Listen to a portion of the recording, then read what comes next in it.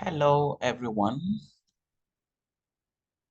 I want to welcome you to this weekly highlights on thermodynamics. Basically, we want to look at the events of the week. We have had our class. We have done some basic reviews on forms of energy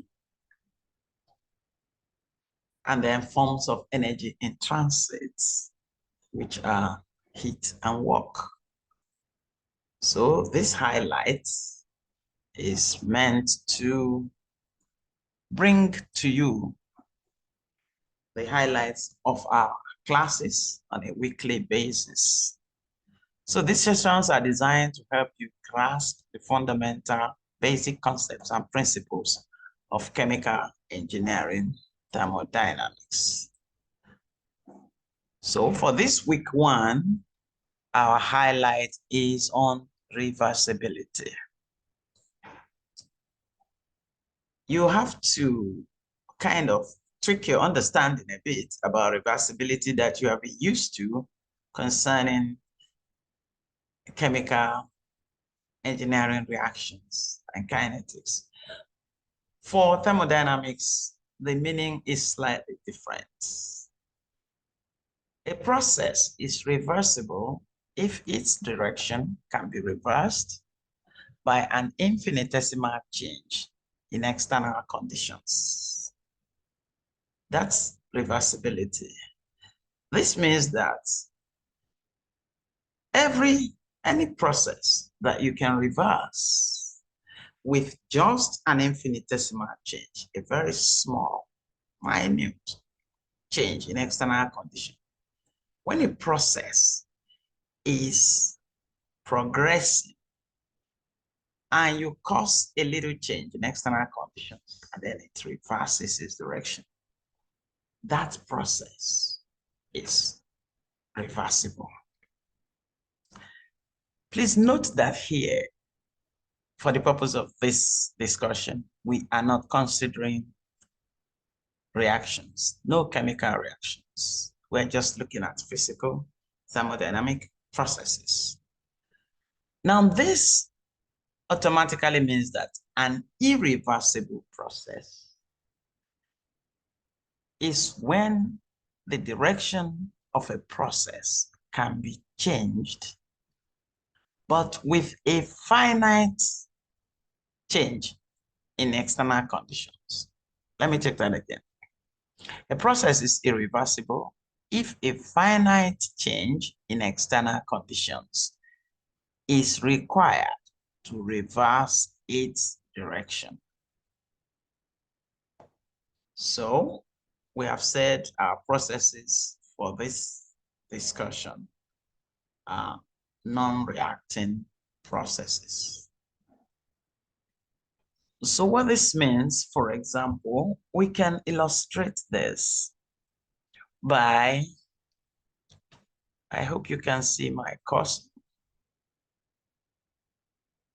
This process on the left is irreversible.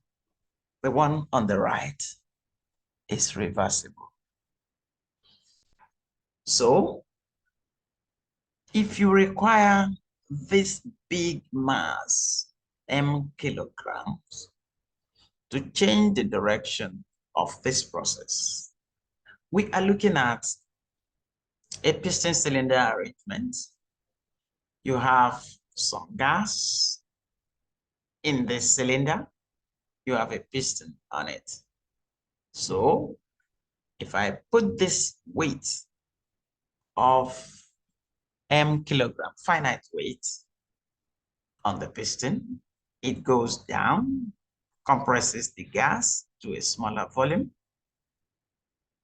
And by the time I remove the finite weight, m kilograms, the piston comes up again, returns to its initial position, and then the gas expands back to its initial volume. That is an irreversible process. You see, the meaning is kind of different. Usually you know that a process is irreversible if you cannot reverse it.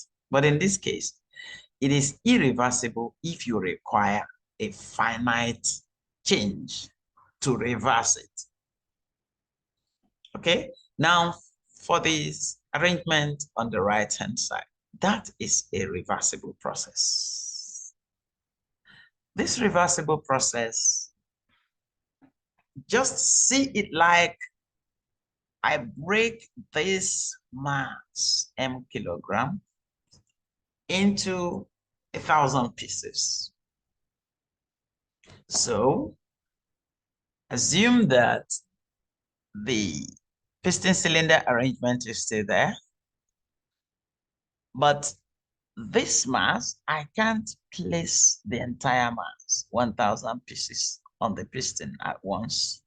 So what I do is to just place a single pebble, a single piece, micro piece that you may not be able to see on the cylinder. I mean, on the piston. As it comes down, assume that without friction, another M rolls on it. A very tiny amount of mass rolls on it. Then it comes down a bit. Then another one on the rack rolls onto it. It comes down a bit. Another one on the rack rolls onto it. It comes down a bit. This is the direction of the process as the piston goes down. So I could reverse this direction by causing one of these tiny little delta to the rack. If that happens, the piston will come up. And then the next one rolls back on the other rack. The piston comes up again, a little amount. And that's how the direction reverses. This is one of the closest examples we could use to illustrate a reversible process, because it really doesn't exist in real life. And so, from what we discussed earlier, a reversible process is one for which you require a finite, an infinitesimal change in external conditions to reverse its direction. While an irreversible one is a process for which you require a finite change in external conditions to reverse its direction.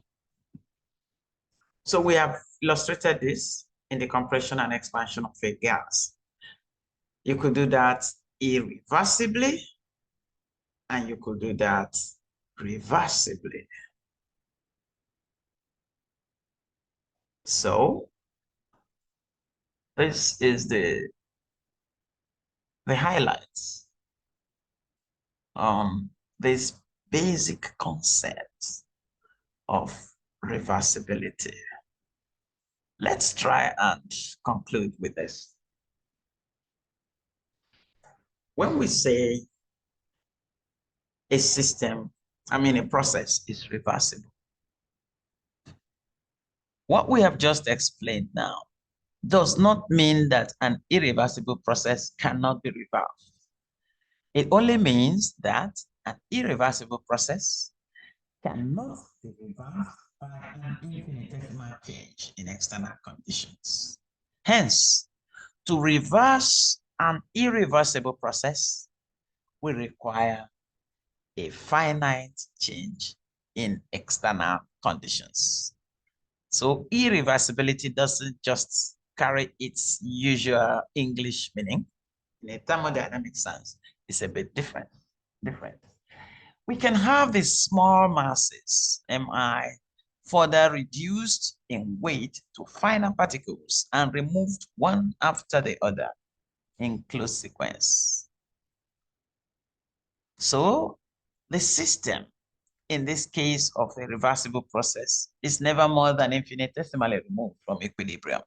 And so it's taken to traverse equilibrium states so that only an infinitesimal change in external conditions or forces is needed to reverse the direction.